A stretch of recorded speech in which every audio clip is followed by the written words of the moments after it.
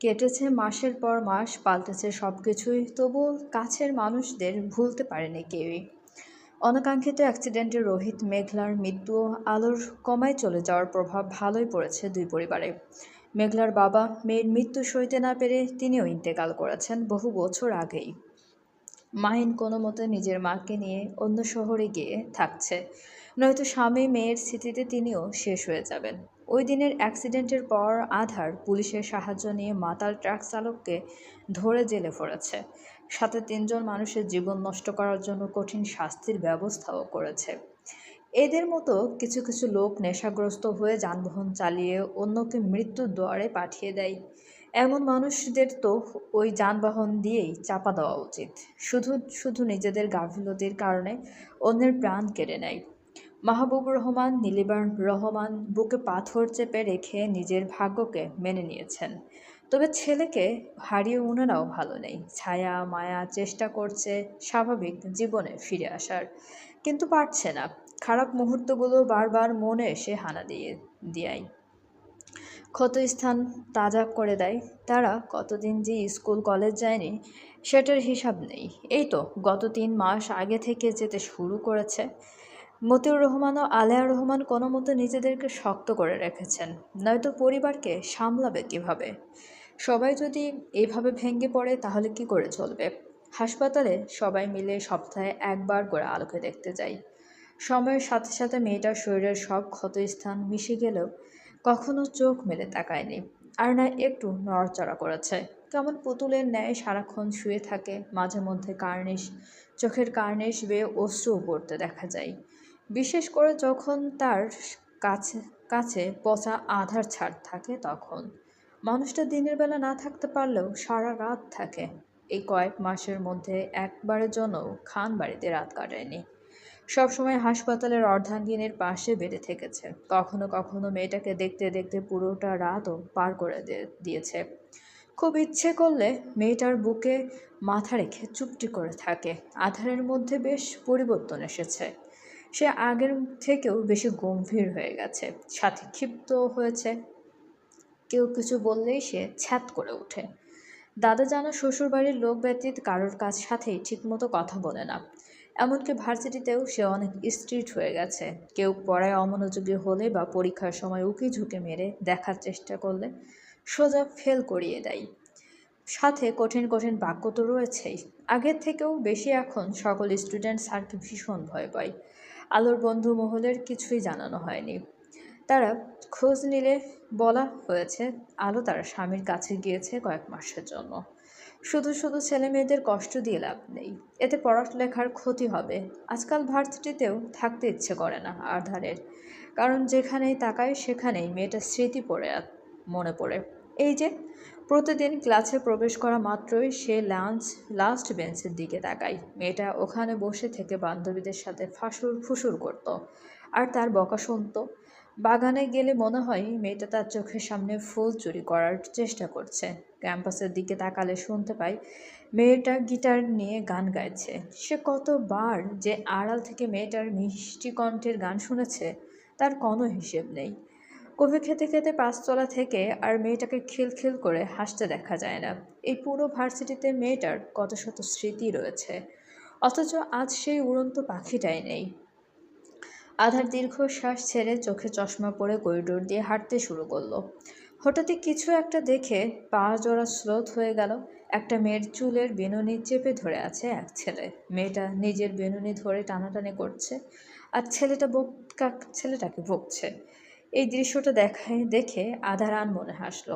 সেও তো তার বউয়ের মাথার চুল ধরে টানাটানি করতো।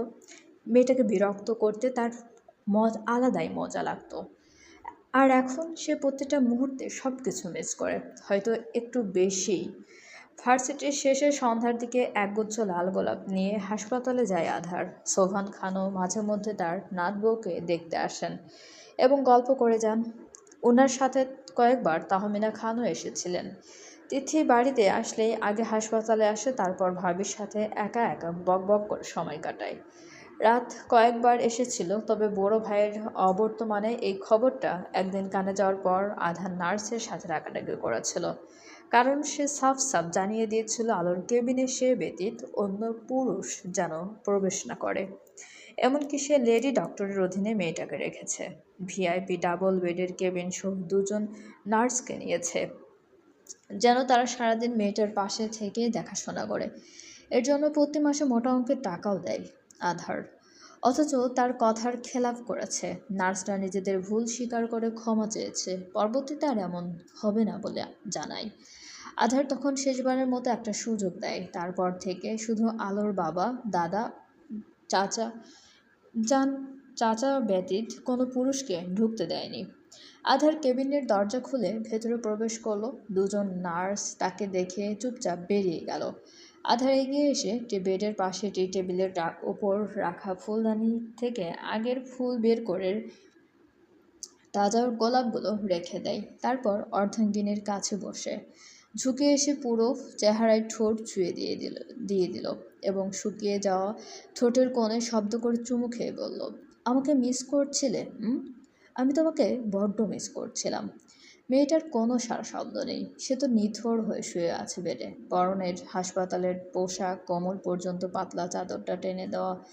এক হাতে স্যালাইন চলছে। পুরো নিস্তব্ধ রুমের মধ্যে শুধু হার্টবিট মাপার মেশিনের থেকে বিপ বিপ শব্দ ভেসে বেড়াচ্ছে। আধার মেয়েটার মাথায় হাত বুলিয়ে দিতে দিতে ধীর কণ্ঠে বলল, আর কত মাস এভাবে শুয়ে থাকবে? 5টা মাস কি বেশি নয়? এইবার তো উঠে পড়ো মিস কালো। আমাকে অনেক শাস্তি দিয়েছ, আর দিও না। আমি যা আর সইতে পারছি না। আমাদের এই অনাকাঙ্ক্ষিত দূরত্ব আমাকে একটু একটু করে শেষ করে দিচ্ছে। আমি তোমাকে চাই, খুব করে তোমাকে চাই। আধার কিছুক্ষণ আলোর দিকে তাকিয়ে থেকে বুকের ওপর মাথা রাখলো। তারপর আলতো হাতে জড়িয়ে ধরে শব্দ করে দীর্ঘশ্বাস ছাড়লো। চোখ দুটো বুজে অস্ফুট স্বরে বিড়বিড় করে বলল, আপনার স্বামী আপনাকে ছাড়া ভালো নেই মিসেস খান, একটুও ভালো নেই।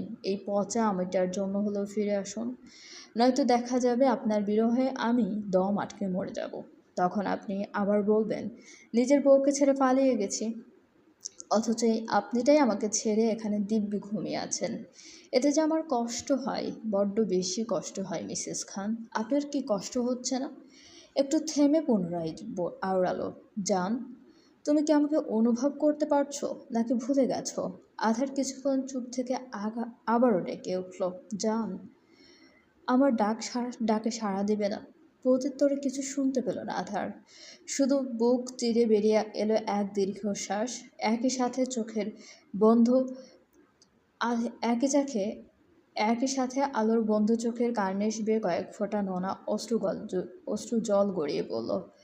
আজ শুক্রবার হয়ে আধার বাড়িতে এলো। সে প্রতি সপ্তাহে একবার করে আসে দাদাজানের জন্য, আবার বিকেলে নয়তো সন্ধ্যায় ফিরে যায় হাসপাতালে। আলোর টুনাটুনি ছায়াকে দিয়েছে, কারণ এখানে তাদের খেয়াল রাখার মানুষ নেই। শেফালি চাচি রান্নাঘর নিয়ে ব্যস্ত থাকে, আবার তিনি রাতে চলে যান। একবার তো খবর পেয়েছিল তাহমিনা খান বাচ্চাদের মেরেছে। ওনার রুমে ঢুকে নাকি বিরক্ত করেছিল। এটা শোনা মাত্রই দুজনকে রহমান বাড়িতে রেখে এসেছে, কারণ সে চায় না তার প্রিয় মানুষটির শখের জিনিসের কিছু হোক। আর তার বিশ্বাস আছে ছায়া কখনোই তার আপুর শখের জিনিসকে অবহেলা করবে না। তার আর মায়ার কাছেও দুটো খরগোশের ছানা রয়েছে, ওদের সাথেই থাকছে আর সময়ের সাথে সাথে বড় হচ্ছে। আধার ড্রয়িং রুমে প্রবেশ করে দেখল সোফায় তাহমিনা খান, সোফান খান এবং একজন ঘটক বসে আছে। আধার বেশি মাথা ঘামালো না। হতে পারে তাহমিনা ওনার ছেলের জন্য মেয়ে দেখছে, হয়তো নয়তো মেয়ের জন্য পাত্র দেখছে। সে এখন আর খুব বেশি এই পরিবারের মধ্যে নাক গলায় না। নিজেকে বড্ড দূরে সরিয়ে নিয়েছে, কারণ আজকাল তার সব কিছুই অসহ্য লাগে। ইচ্ছে করে সারাক্ষণ ওই মেয়েটার কাছে গিয়ে বসে থাকতে। দিন শেষে ওইটাই তার শান্তির জায়গা। দাদু ভাই, নাতবউ কেমন আছে? দাদাজানের কথায় আধার মাথার এলোমেলো চুলগুলো ঠিক করতে করতে বিড়বিড় করে বলল, আমাকে ছেড়ে তোমার নাতবউ ভালোই আছে। সোভান খান দীর্ঘশ্বাস ছাড়লেন। বড় নাতির মলিন মুখটা দেখলে তার খুব কষ্ট হয়। ছেলেটা কি খায় না খায় কিচ্ছুটি জানে না। সপ্তাহে একবার করে এখানে এলে সে কোনো মতে একটু খাবার নিজ হাতে জোর করে খাইয়ে দেয়। এই কয়েক মাসে আধার অনেকটাই শুকিয়েছে। কত রাত যে সে নির্ঘুম কাটিয়েছে সেটারও হিসেব নেই। হৃদয়টা ক্ষতবিক্ষত হলেও বাইরে ঠিকই নিজেকে শক্ত দেখানোর চেষ্টা করে, অথচ ছেলেটা আগের থেকেও বেশি ছন্ন ছাড়া হয়ে গেছে। আধার শার্টের দুটো বোতাম খুলে সিঁড়ি বেয়ে উপরে ওঠার সময় পিছন থেকে তাহমিনা খান ডেকে উঠলেন। তোমার সঙ্গে আমার কিছু কথা রয়েছে। আধার পিছনে না তাকিয়ে বলল, বলুন। আর কতদিন এইভাবে থাকবে? নিজের ভবিষ্যতের কথা একবার চিন্তা করছো? আমি এইভাবেই ঠিক আছি। তুমি ঠিক থাকলেও এই সংসার ঠিক নেই। এ বাড়িতে বৌমাদের প্রয়োজন। আপনার ছেলেকে বিয়ে দিয়ে বউ নিয়ে আসুন। এতে বাধা দিয়েছে কে? রাত শোবে নিজের ক্যারিয়ারের দিকে মন দিয়েছে। আর ও এখন বিয়ে করতে চায় না, তাই তোমার জন্য মেয়ে দেখছি। আধার ঘাড় ঘুরিয়ে তাকিয়ে কপাল কুঁচকে বলল, আমার জন্য মেয়ে দেখছেন মানে? আপনি কি ভুলে গিয়েছেন আমি একজন বিবাহিত পুরুষ? ওই জীবন্ত লাশের জন্য আর কত অপেক্ষা করবে? যদি কখনো ফিরে না আসে তখন? আধারের চল শক্ত হলো। সে এগিয়ে এসে কাচের টি টেবিল তুলে ফ্লোরের মাঝে এক আছাড় মারল। সঙ্গে সঙ্গে কাজগুলো ভেঙে চারপাশে ছড়িয়ে ছিটিয়ে পড়ল। তাহমিনা খান ও ঘটক সাহেব চমকে উঠে দাঁড়ালেও সোভান খান চুপচাপ বসে থাকলো, কারণ তিনি আগে থেকেই জানতেন এমন কিছু হবে। আমার বউ শুধু কমায় আছে, ও মরে যায়নি। আর এতই যদি বিয়ের শখ, তাহলে আপনি বিয়ে করুন না। আপনার সোকল স্বামী তো কবেই মারা গেছে। আধার দাঁতের দাঁত চেপে কথাগুলো বলে উঠল। তাহমিনা খান চিল্লিয়ে উঠে বললেন, তুমি কি করছো একবার? তুমি কি বলছো একবার ভেবে বলেছ? আমি কেন বিয়ে করব? আমি তোমার বাবাকে ভালোবাসি। ওনাকে ছাড়া আমি অন্য কাউকে ভাবতেই পারি না। তাহলে আমাকে কোন মুখে বিয়ে করতে বলছেন? একটুও বিবেকে বাঁধলো না? আপনি যেমন আপনার স্বামীকে ভালোবাসেন, তেমন আমিও আমার বউকে ভালোবাসি। তার জন্য শুধু এই কটা মাস কেন, বছরের পর বছর আমি অপেক্ষা করতে প্রস্তুত। এই অপেক্ষা করতে করতে যদিও বুড়ো হতে হয়, তাহলেও I don't care. Next time আমাকে কিছু বলার আগে 10 বার ভেবে নেবেন। কথাগুলো বলে আধার হনহনিয়ে দোতলায় উঠে গেল। কিছু একটা ভেবে হঠাৎ থেমে গিয়ে নিচে তাকিয়ে ঘটকের উদ্দেশ্যে বলল, এই যে ঘটক মশাই, আপনি এখান থেকে যাবেন নাকি ডাইনিং টেবিল আপনার মাথায় ভাঙব? এহেন কথা শুনে ঘটক সাহেব শুকনো ঢোক গিলে তড়িঘড়ি করে ছবিগুলো নিজের পটলার মধ্যে ঢুকিয়ে চলে গেল। আপনি দেখলেন বাবা, আপনার বড় নাতি দিন দিন কতটা বেয়াদব হচ্ছে? সোভান খান শান্ত গলায় বললেন, আমি তোমাকে আগেই মানা করেছিলাম এমনটা না করতে। ছেলেটা সারাক্ষণ সাপের মতো ফসফস করে, একটু ভালো কথা বললেও ছ্যাত করে ওঠে। আর রাগের কথা তো নাই বললাম। ও আজকাল আমার সাথেও ঠিকমতো কথা বলে না। আমার নাতিটা এখন ভালো নেই ছোট বৌমা। ও যে পরিস্থিতিতে রয়েছে সেখানে এমন অদ্ভুত ব্যবহার করা কি অস্বাভাবিক কিছু? ও আগে থেকেই অদ্ভুত ছিল, শুধু ধৈর্য ধরে থাকতো। কিন্তু এখন তার ধৈর্য নেই বললেই চলে। তাই এমন বদমেজাজি হয়ে গেছে। তুমি সব কিছু জেনে শুনে যদি ক্ষিপ্ত সাপের লেজ ধরে টানাটানি করো, তাহলে তো ছবল খেতেই হবে। তাই বলছি, এখনো সময় আছে, নিজেকে শুধরে নাও, নয়তো ভবিষ্যতে অনেক পস্তাবে। কথাগুলো বলে সোভান খান সেখান থেকে চলে যান। আর তাহমিনা খান রাগে ফুঁসতে থাকলেন। আধার লম্বা শাওয়ার নিয়ে বারান্দায় দাঁড়িয়ে থেকে সিগারেট ফুঁকছে। এটা 4.5 মাস ধরে খাওয়া শুরু করেছে সে। তবে খুব একটা বেশি খায় না। যখন মন খারাপ বা অতিরিক্ত কষ্ট অনুভব করে তখন খায় সে। কিন্তু আজকে কেন জানি সিগারেট টানতেও ভালো লাগছে না। সে নাক মুখ দিয়ে ধোঁয়া বের করে আগুন নিভিয়ে নিচে ছুঁড়ে মারল। তারপর খোলা আকাশের দিকে তাকিয়ে থেকে বলে উঠল, আধার খান যখন একবার কাউকে ভালোবেসে ফেলেছে, তখন শেষ নিঃশ্বাস অবধি তাকেই ভালোবেসে যাবে। তুমি চাইলেও আমি তাকে ছাড়বো না। বরং আমিও দেখি তুমি আর কতদিন আমার ভালোবাসার পরীক্ষা নাও। চলবে। গল্পটি আপনাদের কেমন লাগছে অবশ্যই আমাদেরকে কমেন্ট করে জানাতে ভুলবেন না, এবং আমাদের চ্যানেলটি প্লিজ সবাই সাবস্ক্রাইব করুন।